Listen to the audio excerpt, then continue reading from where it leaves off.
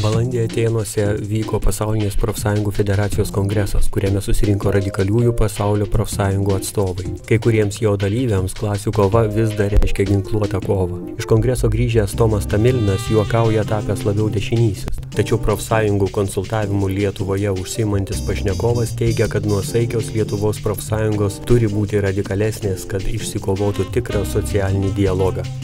Pasak jo, socialinis dialogas ir stiprios profsąjungos gali būti vienas pagrindinių emigracijos stabdymo mechanizmų, tačiau to dar nesupranta nei valdžia, nei verslas.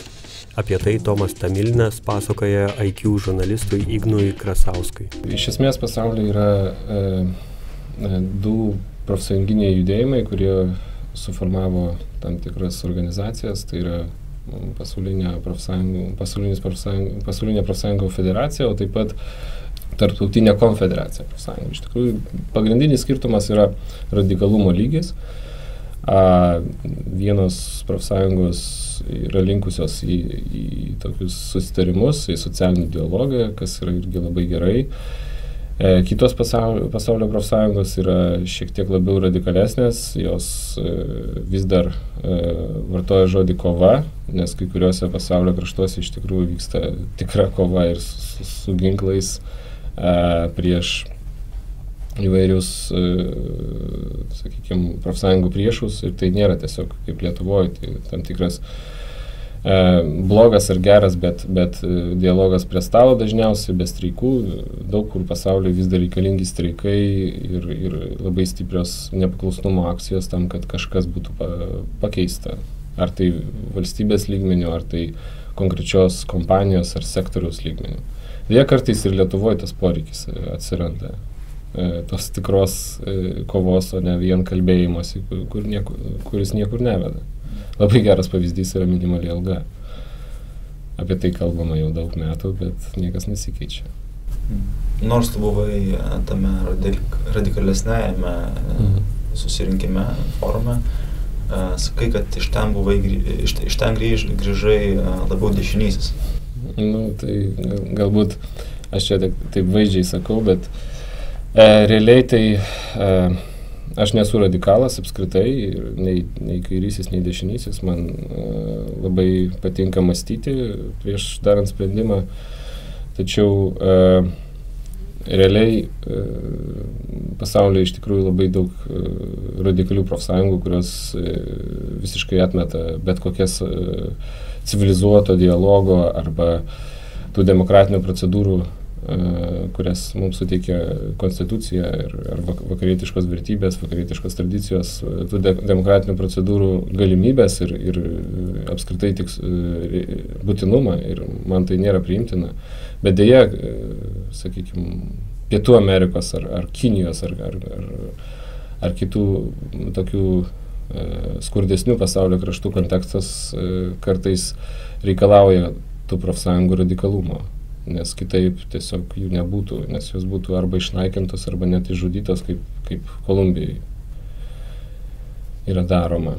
Ar galėtum pastatyti lietuvišką profsąjungų judėjimą, lietuvišką socialinį dialogą į kontekstą tų profsąjungų, kurios yra panašios pagal savo radikalumo lygį? Absoliučiai visos Lietuvos profsąjungos priklauso tam nuosaikiajam sparnui ir tom organizacijom, kurios nepropaguoja streikų arba kurios stengiasi didinti socialinio dialogo apimtis. Tačiau deja Lietuva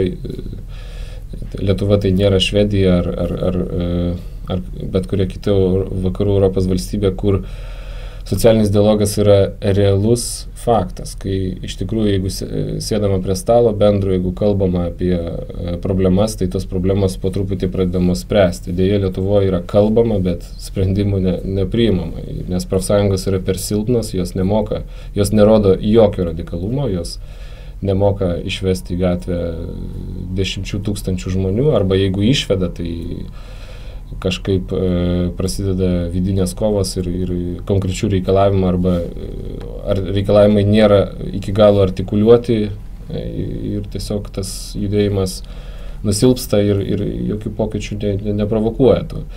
valdžia iš esmės nebijo profsąjungų arba ir tai yra labai blogai, nes jeigu darbdaviai ir valdžia jaustų tam tikrą pagarbą, tą civilizuotą pagarbą profsąjungom, pasikeitimai į geresnę pusę paprastiems žmonėms būtų kur kas spartesni. Bet ar profsąjungos nusipelno iš dabartinės veiklos tos pagarbos? Taip, dalis jų, taip.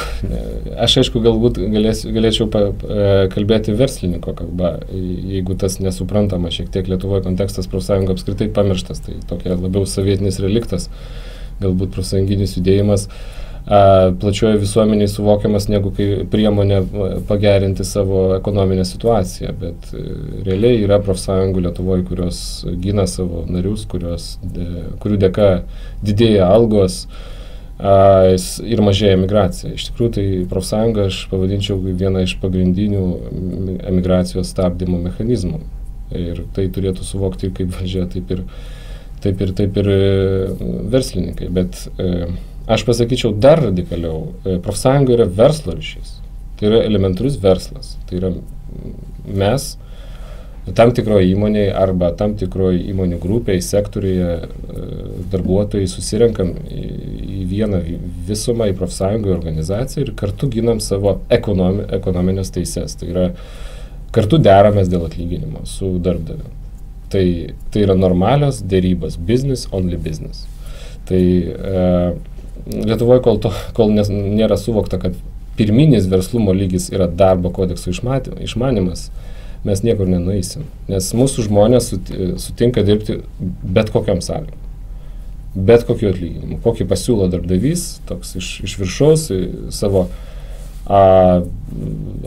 atseit jisai geradaris, toksai labai nuoširdus žmogus, aš tave priimu, reiškia, aš tau darau paslaugą. Nieko panašaus, niekur pasaulyje taip nėra. Aš sutinku, kad dirbu pas tave ir todėl tu man turi mokėti tiek, kiek man reikia. Tai yra normalios dėrybos, ekonominės dėrybos, pirminis verslumo išsilavinimo lygis. Ir kol tas pirminis verslumo išsilavinimo lygis nepasiektas, tai kalbėti apie verslumo dvasią, apie kažkokius verslo įgūdžius apskritai visuomenė yra beprasmiška. Kol mes neišmanom elementariai darbo kodeksą ir savo teisų ir jų neginam. Per profsąjungą, žinoma, tai yra efektyviausia. Ar teko bendrauti su graikais apie jų šalies padėtį? Taip, man teko šiek tiek bendrauti su Graikijos gyventojais. Situacija nėra pavydėtina, iš tikrųjų sunku, labai daug nusivylimo dabartinė situacija, nes labai daug protesto, įvairių streikų ir panašiai. Tuo metu, kai aš buvau, kaip tik vyko žurnalistų streikas, neėjo laikraščiai, portalai nebuvo atnaujinami ir panašiai, bet situacija sunki, padidėjęs skurdas, labai daug nedarbo, bet, aš manau, kad reikalai po truputį gerės, nes tikrai yra visos prielaidos. Ir yra tie patys Europos pinigai, labai stipriai pilietinė visuomenė. Ir aš manau, kad Graikija išsikapstys, nors iš tikrųjų tai Atėnuose būnant vakare labai jautiesi nesmagiai. Labai daug skurdo, netvarkos, kažkokio komunalinio chaoso. Taip pat man neteko susidurti, bet jausmas yra nesaugumo ir padidėjusio nusikalstamumo.